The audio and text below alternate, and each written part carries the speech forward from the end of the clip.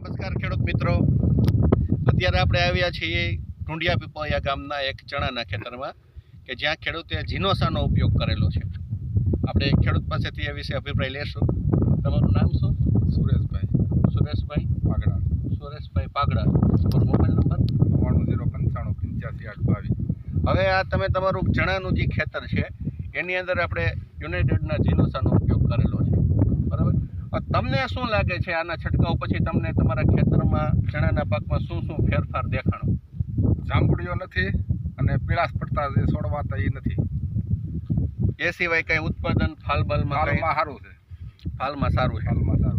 કારણ કે અત્યારે તમારા ગામમાં આમ એકંદરે જાંબુડિયાનો ને એવો પ્રશ્ન બીજા ખેતરોમાં બીજા ખેતરમાં છે જેનો ઉપયોગ નથી કરેલો એમાં છે. અને તમે આપણે નજરે જોઈ શકીએ છીએ કે ભાઈ આ ચણાની અંદર એકદમ ગ્રીનરી, સામે પોપટાઈ એટલા બેસેલા છે અને એક ધારું ખેતર એકદમ સરસ દેખાય છે. જીનોસાના ઉપયોગથી ખેતરની અંદર ચણાના પાકમાં કે શિયાળો પાકની અંદર જાંબુડિયાના રોગમાં કંટ્રોલ મળે છે, ઉપરથી ઉત્પાદનની અંદર સારો ફેરફાર થાય છે.